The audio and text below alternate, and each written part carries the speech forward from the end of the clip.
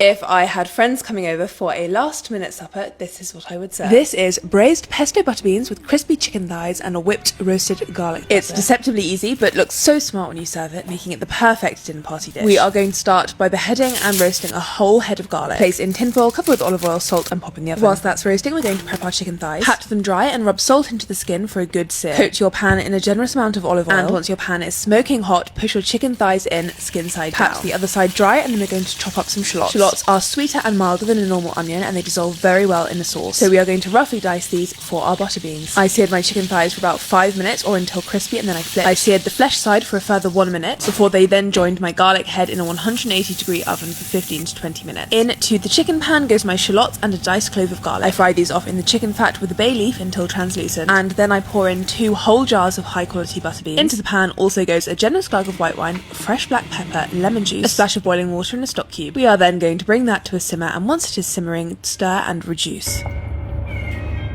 Chicken in the oven, beans simmering away, so we are going to make a fresh pesto. You can of course also use a hand blender or a pestle and mortar to do this. Fresh basil, old Parmesan, olive oil, lemon, garlic, salt and pine nuts. I erred on the lemony side just for personal preference. The chicken comes out to rest for 5 minutes and a crusty loaf of white bread goes in, and the garlic goes into the fridge to cool. A little drizzle of honey and a generous dollop of creme fraiche go into the beans, and then we are going to whip our butter, which again you could do with a hand blender. The butter needs to be just a bit colder than room temperature, and you whip it together until it is pale and almost white. Whilst this was whipping, I also decanted my pesto, so I had leftovers for another meal. I added my roasted garlic and some flaky sea salt to this mix, and just like that we are ready to serve. The creamy chicken infused beans as the base, topped with the chicken, drizzled with the pesto, salt, pepper and olive oil, optional chives, and then serve your butter with your crusty bread. This meal I think looks really fancy, and it is so delicious. I think this meal would serve 4 if you were also doing a starter and a pudding. This meal is gagging to be served with a Sauvignon Blanc and a very overdue ketchup. This recipe is an absolute personal favourite, so please let me know if you make it. Goodbye.